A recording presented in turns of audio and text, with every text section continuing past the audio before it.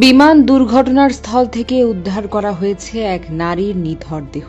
ধারণা করা হচ্ছে তিনি ছিলেন একজন ক্লাস টিচার। ভাবুন তো, একজন হাসি খুশি কোমলমতি শিক্ষক, যিনি প্রত্যেকদিন ছোট ছোট বাচ্চাদের মায়ের মতো করে আগলে রাখতেন, হাতে ধরে শেখাতেন ক খ গ ঘ।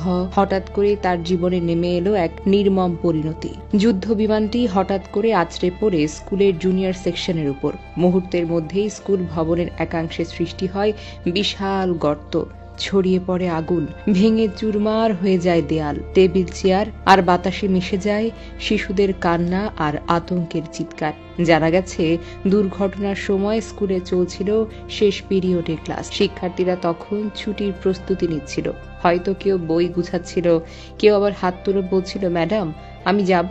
কেউ আবার অপেক্ষা করছিল বাবার বা মায়ের হাত ধরে স্কুল গেট পার হওয়ার জন্য। কিন্তু সেই স্বাভাবিক দিনের দৃশ্য এক নিমিষে রূপ নেয় বিভীষিকায়। শিক্ষক শিক্ষিকারা তখন ছোট ছোট শিশুদের বাঁচাতে জীবন হাতে নিয়ে ছুটছিলেন। জানা গেছে, নিহত টিচারটি হয়তো ঠিক সেই মুহূর্তে ছিলেন ক্লাসে। এই দুর্ঘটনায় এখন পর্যন্ত জন নিহত এবং অন্তত ৩০ জন আহত হয়েছেন।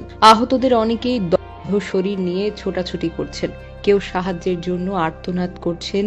সেই সব মর্মান্তিক দৃশ্য ক্যামেরায় ধরা পড়েছে, যা দেখে চোখের পানি ধরে রাখতে পারছেন না দেশের মানুষ। সামাজিক মাধ্যমে ছড়িয়ে পড়েছে এই দুঃখজনক ঘটনার ছবি ও ভিডিও, যার নিচে হাজারো মানুষ লিখেছেন, এই মৃত্যু মেনে নেওয়া যায় না। ফায়ার সার্ভিস এবং সেনাবাহিনীর সদস্যরা এখনো উদ্ধার তৎপরতা চালিয়ে যাচ্ছেন। ধ্বংসস্তূপের নিচে আরো কেউ আটকে আছেন কিনা তা খতিয়ে দেখা হচ্ছে। দেশ জুড়ে নেমে এসেছে শোকের ছায়া। এই ঘটনা শুধু একটি দুর্ঘটনা নয়, এটি একটি জাতীয় ট্র্যাজেডি। শিশুদের নিরাপত্তা, স্কুলের আশপাশ, ঝুঁকিপূর্ণ ফ্লাইট জোন, এসব প্রশ্ন এখন ঘুরপাক খাচ্ছে সচেতন মানুষের মনে। আজকের এই দিনটি আমরা যেন ভুলতে না পারি।